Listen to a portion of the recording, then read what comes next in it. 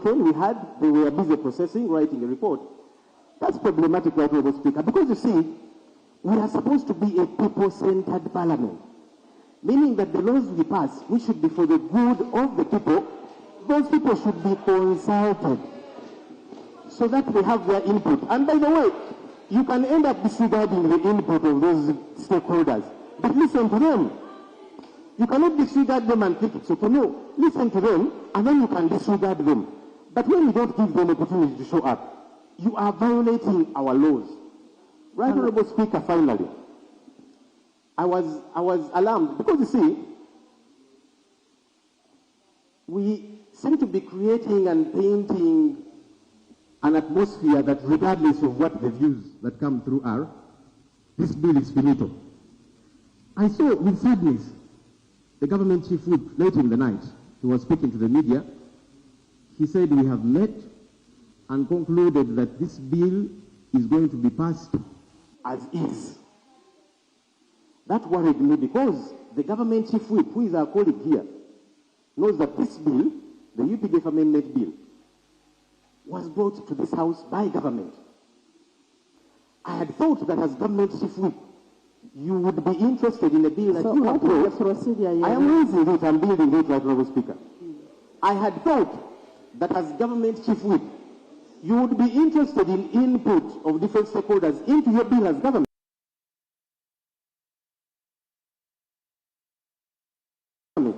But when you bring the bill, and then you say we are going to pass it as is, regardless of any other input, regardless whether consultations have happened or not, that is problematic. That is outside the law. Right Honourable Speaker, my colleagues, and I want to appreciate them, they made through the night to even put together a minority report. But what you are saying is that that is disregarded. Right Honourable Speaker, where is the minority? Is it all right that we sit here and pretend that we are processing a bill within the law, that we are capturing the views of all the other people, and yet not? Because we gave you the benefit of doubt to say, okay, let's partake in this process.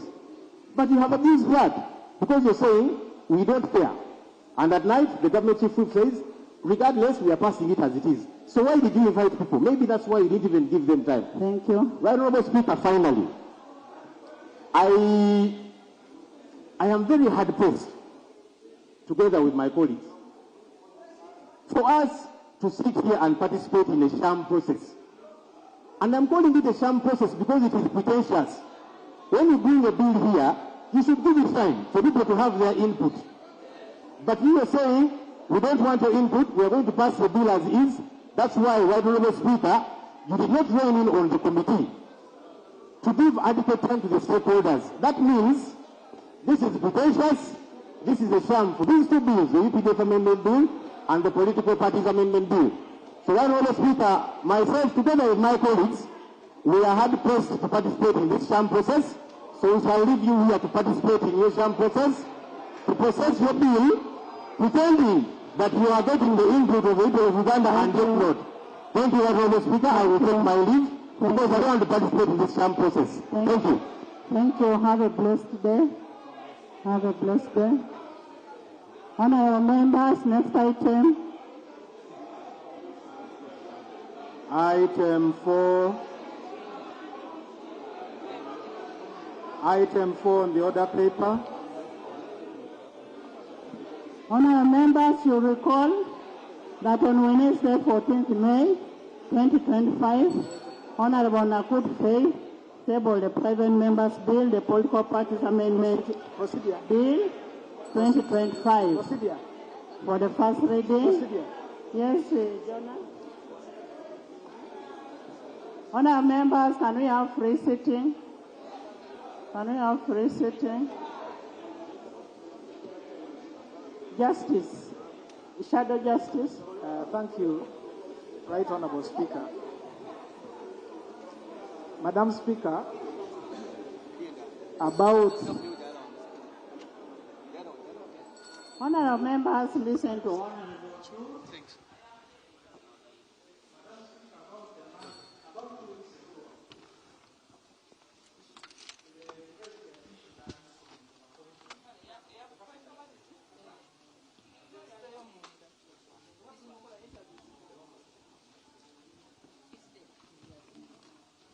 are provided for in the Constitution, and reference to a member of cabinet is severally referred in our rules of procedure, how Parliament interacts with members of the cabinet. The procedural matter I'm raising is twofold. One is for the government, leader of government business, to brief this House, because my expectation was that a member appointed to cabinet would be forwarded to Parliament for Parliament to Appointments Committee to interact, approve or disapprove, but also two, to inquire on the actual arrangement of that procedural matter is that shortly after that appointment. The second procedural matter is that shortly after there were informations in the public domain. There were, and I saw copies of the public domain that I saw Ambassador Adonia Ayebare is implicated. There are allegations touching his conduct as our ambassador in New York, to the extent that he is being investigated by authorities outside jurisdiction of Uganda, and it touches a matter of public funds of an estimated $500,000 that was meant to benefit the government of Uganda. Up to now, Parliament and the country have not received any explanation, any justification, or even the steps being taken. So the procedural matter I am raising are twofold. One, to have a briefing how Parliament can interact with such a kind of appointment in cabinet. Is he a half cabinet minister? Is he a quarter cabinet minister? What kind of appointment is that? And then two, and I am not able to see him here because he's required to be here. But two, that particular allegation, which is very serious and shows the image of this country, what steps are being taken by the government. In the alternative, Madam Speaker, I would then persuade you that that matter be investigated by the relevant committee of this House, so that the image of the country, the image of Uganda, cannot be let go. I thank you, Madam Speaker. Thank you, Honorable Jonah. Honorable Prime Minister, I need a report on what Honorable Jonathan is raising. I need a report on that. Honorable Balam, Honorable Odor. So we need a report on that. We need a report on that. Jonah, we will have the report in the next sitting on what you have raised. One on the appointment and two on the allegations. And if the allegations are there, then we will have to forward it to our relevant committee for them to find out what is happening. Honorable members, as I was telling you, there was a report, an amendment on political parties, and was forwarded, was brought by private man, Honorable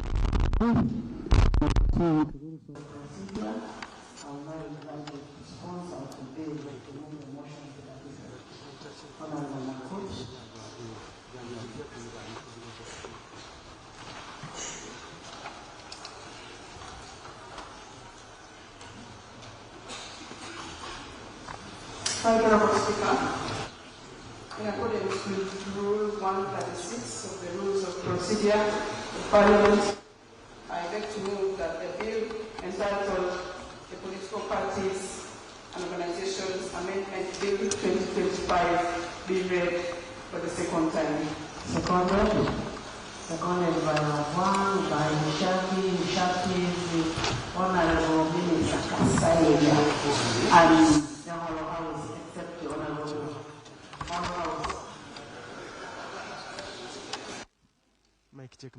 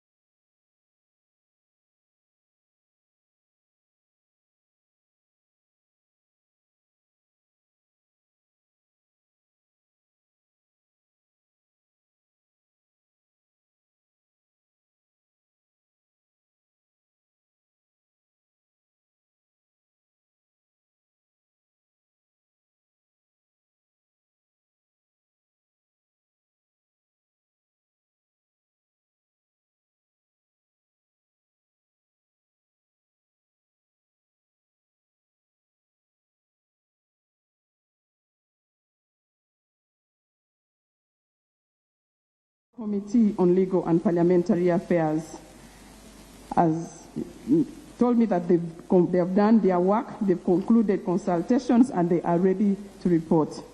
I submit, Right Honourable. Thank you, Honourable Sponsor, private sponsor. However, our rules require that when the report is presented on the floor, it must be presented and debated after 3 days. Yes, Honourable. Thank you, Right Honourable Speaker. Right Honourable Speaker, I rise to move a motion for the suspension of Rule 214, 14B of the Rules of Procedure of this House. Right Honourable Speaker and Honourable colleagues, pursuant to Rule 61(1)D and Rule 17 of the Rules of Procedure of this House, I beg to move a motion for the suspension of Rule 214, 14B, to waive the requirement in the rules that a committee report on a bill shall be debated after the expiry of 3 days from the date the report was tabled. My motion, Right Honourable Speaker, is premised on the fact that in your communication this morning, you indicated we are at the tail end of this session and we still have a lot of business to cover. It's important that we provide time to cover all the business that is before the House as a commitment to our efficiency and delivery to the people of Uganda. I beg to move. Is that seconded? Seconded by Honourable Bua, Honourable Chris Bariomosi, Honourable Baka, Honourable Nakut, Honourable Water, Honourable Guang, Honourable Teira, Honourable Bahati, Honourable Karamoja Fayaz, Honourable Cheng, Honourable Namiango, Honourable Musasisi, Honourable Ilukor, Honourable Wilson, Ababiku, Chemasfet, Sanoni, Rionga, Ashaba, Fred, Alanyo, and Nekesa, and Ochua. Honourable members, I put a question that Rule 214. Yes, Shadow. Madam Speaker, I am here to oppose that motion. When you look at that rule and interpret it correctly, which I invite you to read entirely, that rule, and if it pleases you, I invite that that rule be read entirely to this House. It is a conditional rule. It is contingent upon, first, the report is uploaded at least 3 days. For that rule for that motion to be accepted in this House, the first condition is that the reports are laid or circulated on our electronic platforms 3 days before. Secondly, that the chair presents the report here after those 3 days. I invite you to look, interrogate even the commas, the semicolons that are put there. In legislative drafting, it has a meaning. It cannot be ignored.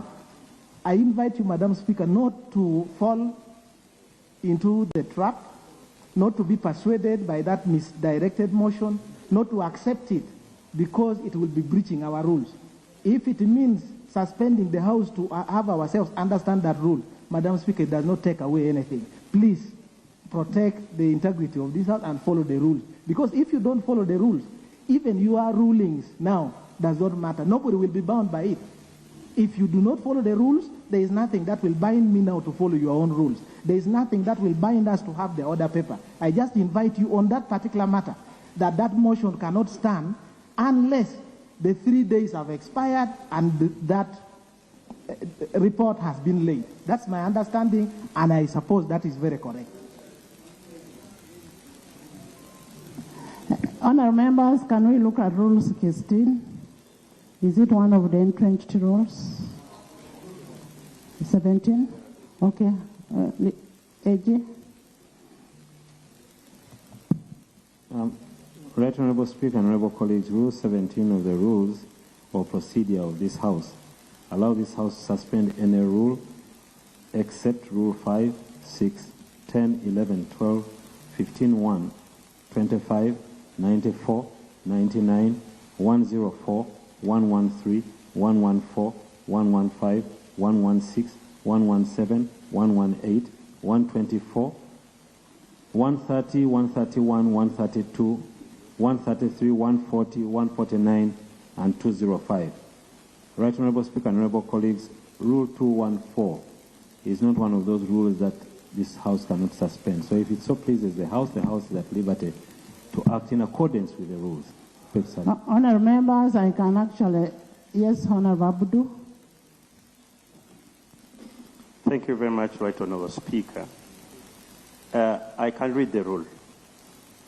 The rule says B, only be debated after the expiry of at least 3 days from the day the report was laid on table by the chairperson or deputy chairperson or a member designated by the committee or by the speaker.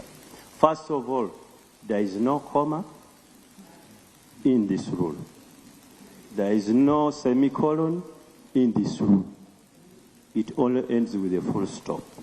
So there is nothing interrogate about full stops and commas in the rule. Secondly, when you suspend it, it means it doesn't exist. You are not bound by it. So you can't go to the commas of a suspended rule. So my colleagues should know that once you suspend, the rule does not apply. That is the essence of Rule 17. And this is not one of those which are entrenched. And honourable members, I am not going to take a personal decision on this rule. I am going to consult the House, and by way of consulting the House, I will put a question to that effect, and it becomes a House issue, not my personal issue. Let me first put a question, then you reply. Okay. Right Honourable Speaker, I want to give this example. Rule 20, sittings of the House. A sitting of the House is duly constituted when it's presided over by the Speaker or Deputy Speaker. When you go to Rule 17, suspension of rules, Rule 20 is not there. Can I now move to suspend this sitting? Rules are not read in isolation, Madam Speaker. I just give you just an example that the fact that a rule is not listed for suspension does not make it expressly. You must read the rules entirely. Now, Rule 20 says a sitting of the House. Can I come here and then move that this sitting be suspended, and you will accept it that because it is not there?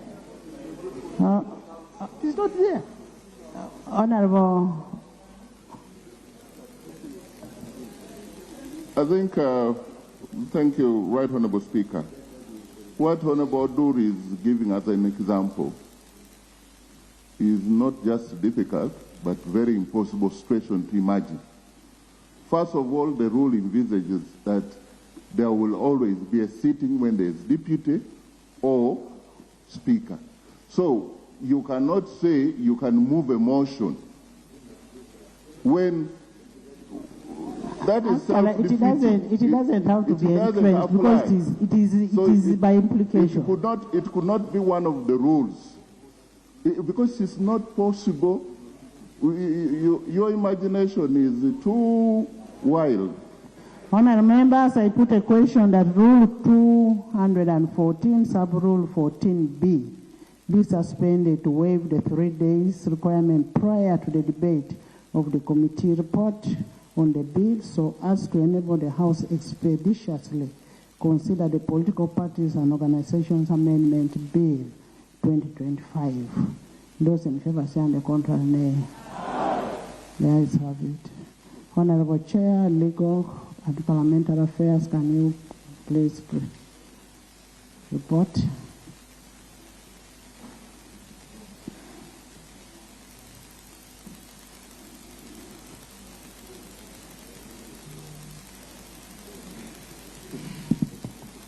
Thank you, Right Honourable Speaker.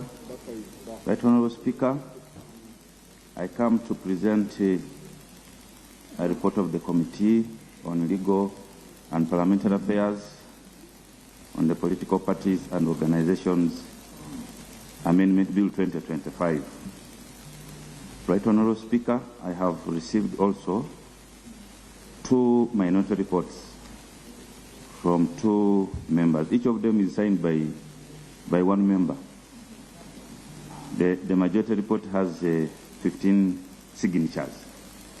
So after my presentation, Right Honourable Speaker, within the rules, the minority presenters will be coming to present their reports. I'll commence to present the report. Right Honourable Speaker and Honourable Members, on 14th May 2025, the Political Parties and Organizations Amendment Bill was read for the first time and referred to the Committee on Legal and Parliamentary Affairs for scrutiny and report back under Rules 135(1) and 200 of the Rules of Procedure of Parliament. The object of the bill is to amend the Political Parties and Organizations Act, Cap 178, to restrict government funding and other public resources provided to political parties and political organizations that are represented in Parliament to only political parties and organizations that are members of the National Consultative Forum, to provide for inter-party organization for dialogue and a forum for non-represented political parties and organizations as organs of the National Consultative Forum, to provide for the functions of the inter-party political organizations for dialogue and for related matters. Right Honourable Members, next is methodology. In the process, we held committee meetings with the move of the bill, the Honourable Yusuf Mutembule, who represented the Honourable Nakut Faith, and Mr. Lawrence Serwada, Executive Director of IPOD. IPOD is Inter-Parties Organization for Dialogue. Reviewed the meetings, reviewed the following documents: the Constitution of the Republic of Uganda, the Political Parties and Organizations Act, written submission by the Attorney General.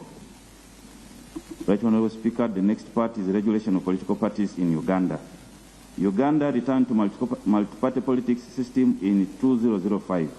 The country had been operating under a movement system since 1986, but in 2005, Parliament passed a constitutional amendment allowing for multi-party politics once again in order to regulate for formation, operation, and membership of political parties in Uganda. Parliament enacted the Political Parties and Organizations Act, Cap 178.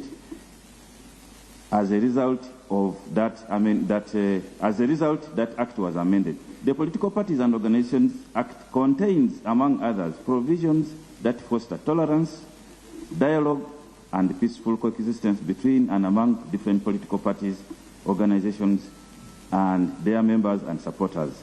These include Section 20, which establishes the National Consultative Forum for Political Parties and Organizations.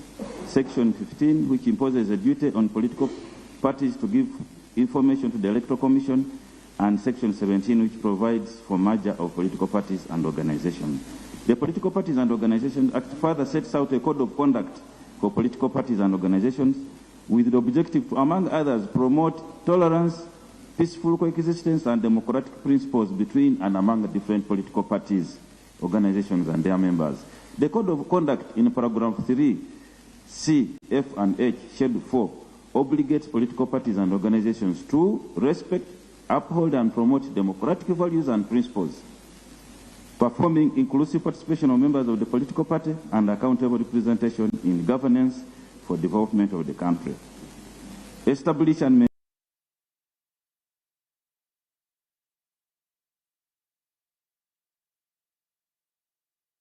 maintain effective lines of communication with the Electoral Commission, the National Consultative Forum, and other registered political parties and organizations. Respect, uphold, and promote good governance, integrity, respect, tolerance, peaceful coexistence, transparency, and accountability. Political parties and organizations represented in Parliament have supplemented measures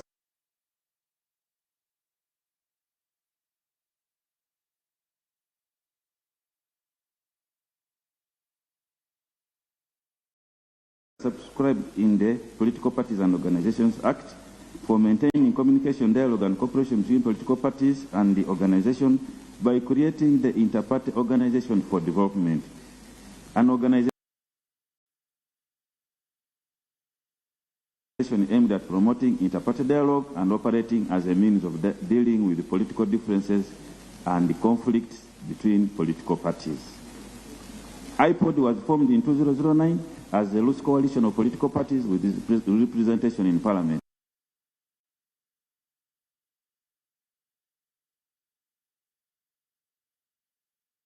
With support from the Netherlands Institute for Multi-Party Democracy at the request of the government of Uganda in a bid to support its nascent multi-party democracy following a return to multipartyism in 2005. At the time of its foundation, there were 5 political parties in Uganda, and the political parties are mentioned. Membership to IPOD is voluntary, and political parties are free to join or not. IPOD has 2 organs: the summit, comprising of the presidents and the secretary generals of political parties represented in Parliament, and a council comprising of representatives of political parties, including the Secretary General and 3 other senior members of the party. One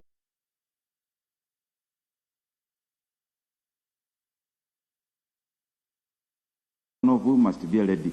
The council also has the Prime Minister, the leader of the opposition, and opposition whip. The Political Parties and Organizations Act contains a mechanism for encouraging the growth of strong independent political parties and organizations.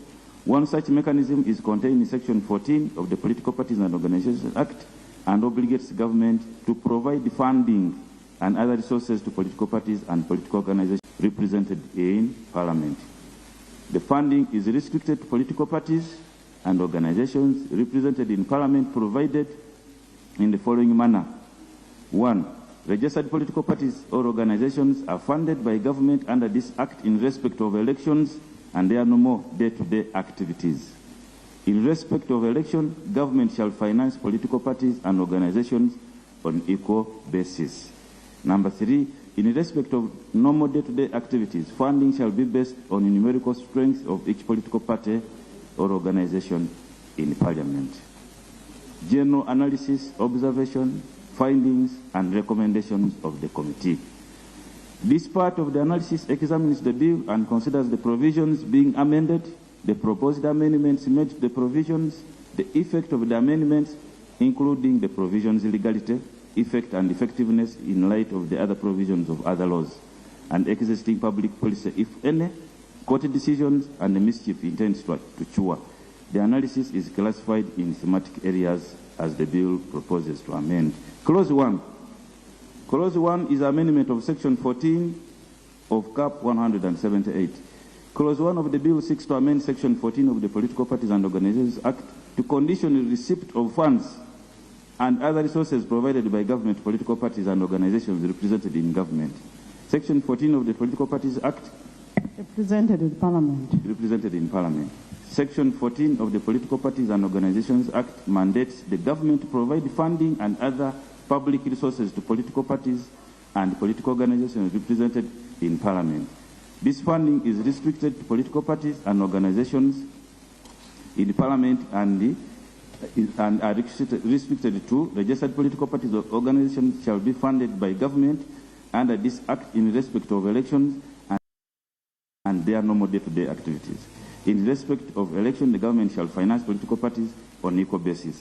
In respect of normal day-to-day activities, funding shall be based on the numerical strength of each political party or organization. The move of the bill informed the committee that the amendment is necessitated by the need to condition funding of political parties and organizations on their commitment to the principles of tolerance, dialogue, and peaceful coexistence as provided in Section 14, since funds are received by political parties without any obligations on their part.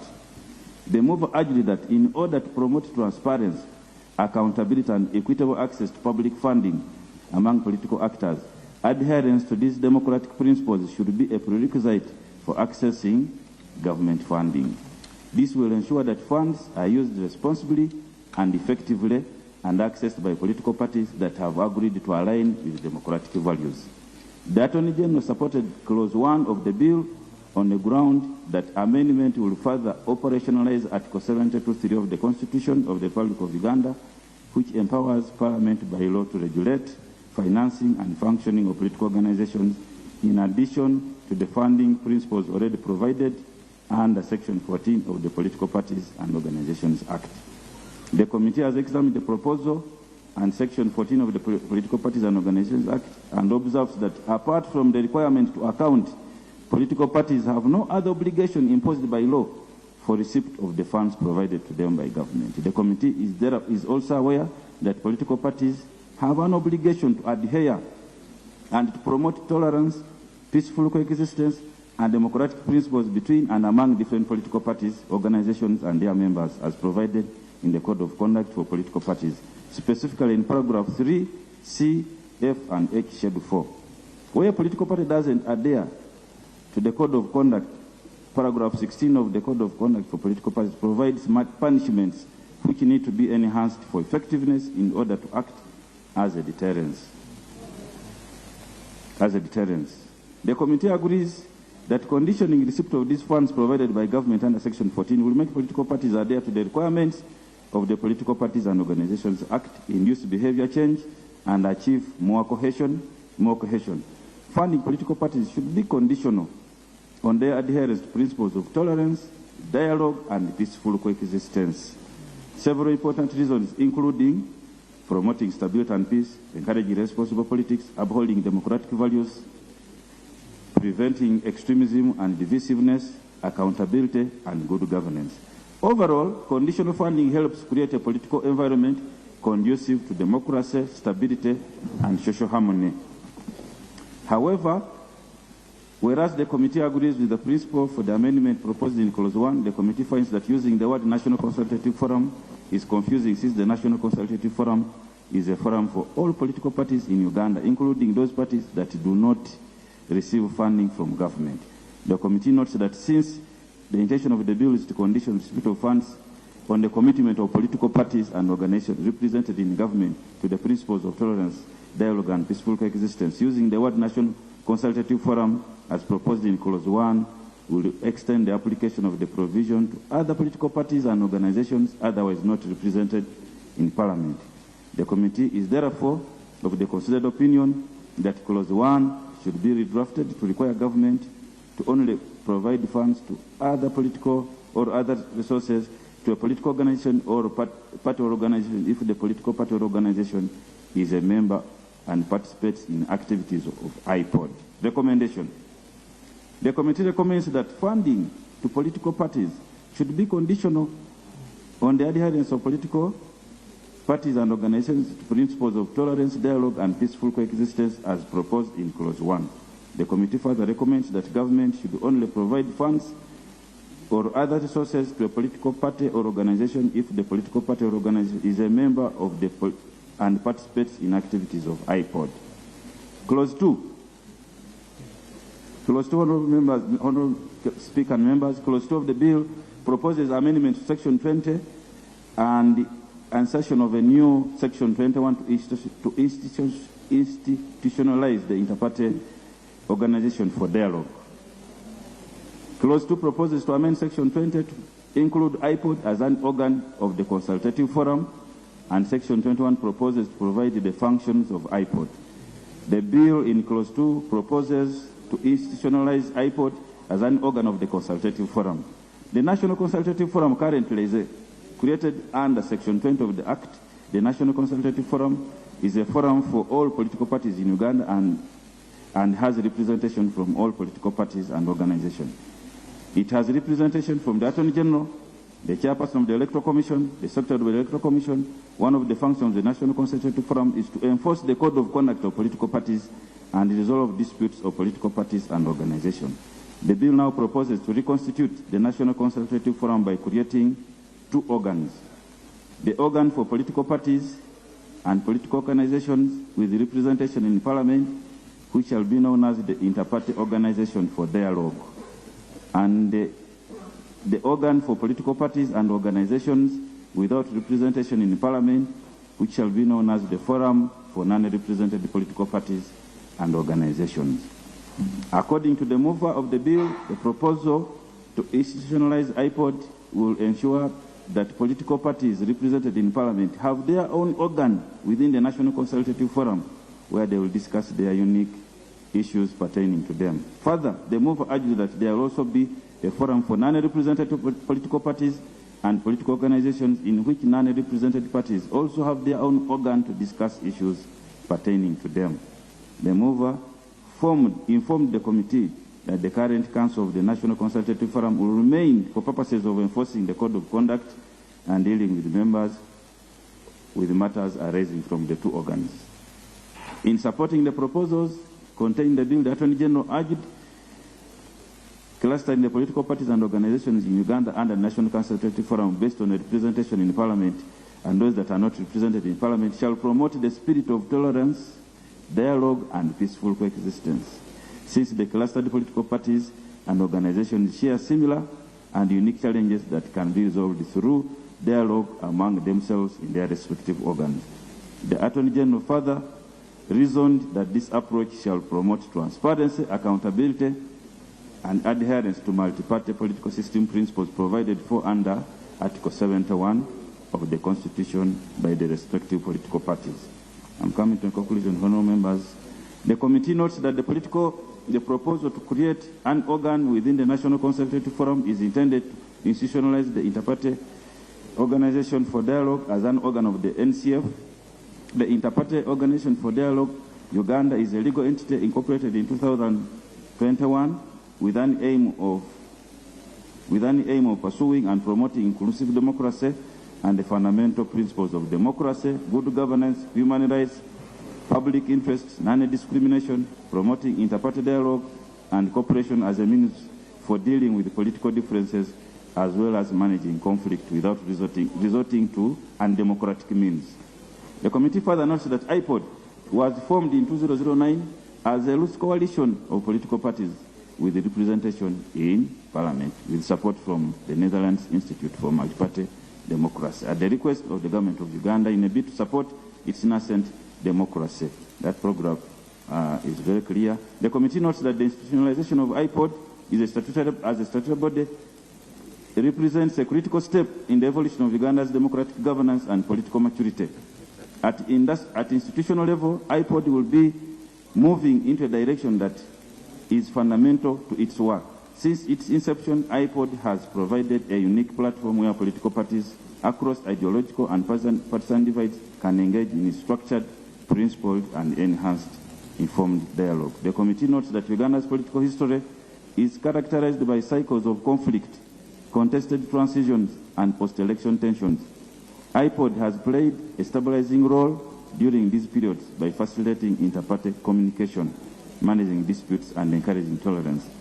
The committee notes that formalizing IPOD's status through an act of parliament shall provide a permanent institutional home for political dialogue, reduce the reliance on informal or external mediators, strengthen early warning and conflict prevention mechanisms in the political sector, enhance political party accountability for non-violent and issue-based competition. Recommendations. The committee recommends that IPOD should be institutionalized as proposed in clause 2 and 3. In conclusion, Right Honourable Speaker and Honourable Members, the committee recommends that the bill be passed subject to the proposed amendments attached here too. Thank you. Right Honourable Speaker, the report is duly signed by 14 members of the committee. Also attached are the minority reports and minutes of the committee meetings. I beg to move, Right Honourable Speaker. Thank you. Thank you. Okay. Can we have the minority reports? Where are the minority reports? The minority reports are signed by the Honourable Jonathan Odu and the Honourable Salira Asman. Thank you, Jana. Madam Speaker, this morning I notified the chairman of the committee and submitted my minority reports, 3 copies, and to the office of the clerk and the chairman. They were supposed to return to me 1 copy, which they have not, but since I suspected the sinister motives, I kept 1 copy in my court that I will now proceed to read.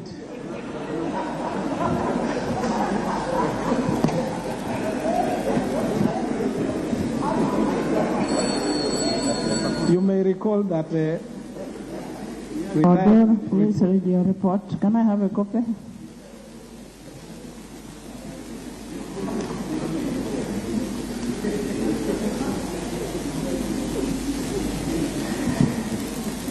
Right Honourable Speaker, this minority report is presented pursuant to Rule 215 of the Rules of Procedure of this Parliament.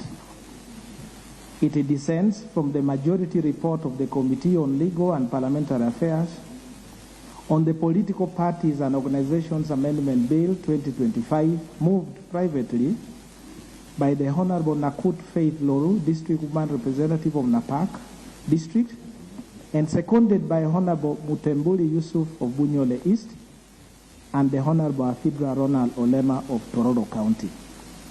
Dissent. The bill is unconstitutional. That is the first point of dissent, Madam Speaker and members. The bill is unconstitutional.